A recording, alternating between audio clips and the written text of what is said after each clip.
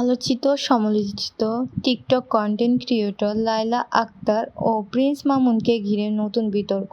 এবার টিকটকার অনামিকা ঐশী সহ একাধিক নারীর প্রসঙ্গে বিবাদে জড়িয়েছেন এই টিকটকার জুটি। সম্প্রতি বিভিন্ন সামাজিক যোগাযোগ মাধ্যমে ছড়িয়ে পড়েছে টিকটকার ঐশী ও মামুনের একাধিক ভিডিও। সেখানে দেখা যায় অন্তরঙ্গ অবস্থায় সময় কাটাচ্ছেন তারা। শুধু তাই নয়, টিকটকার মামুনকে একাধিক মেয়ের সঙ্গে ঘুরতে দেখা যায় বলে দাবি করেছেন লায়লা। তার দাবি, মাদক সেবন করে একাধিক নারীর সঙ্গে সম্পর্কে জড়িয়েছেন মামুন। তবে এই অভিযোগ মেনে নিতে নারাজ মামুন।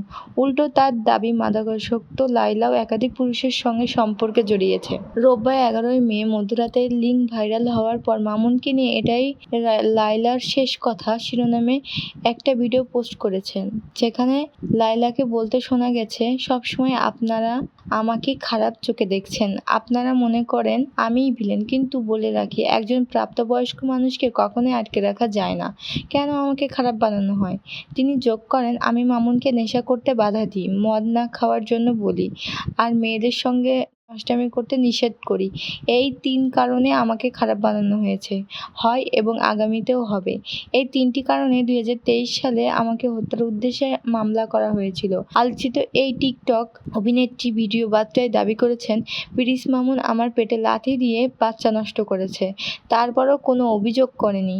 সেই মামুন আমার কাছ থেকে অনেকগুলো টাকা নিয়েছে, তাছাড়া গাড়ি বাড়ি কিনে দিতে হবে, সেজন্য গতকাল সকালে সে আমার বাসায় অনুপ্রবেশ করে গালিগালাজ করে। ওই ভিডিও বার্তায় নিজের ভালোবাসার কথাও জানান লায়লা। অভিনেত্রীর ভাষ্য, আমি তাকে অন্ধের মতো ভালোবাসতাম, অন্ধের মতো বিশ্বাস করতাম। ও যদি বলে এইটা ডান দিক, তাহলে আমি ধরে নিতাম এটাই ডান দিক। যদি বলে বাম দিক, তাহলে বাম দিক। আল্লাহ ভালো জানে আমি মামুনকে কতটা ভালোবাসতাম, আমি তাকে ভালো রাখতে চেয়েছিলাম।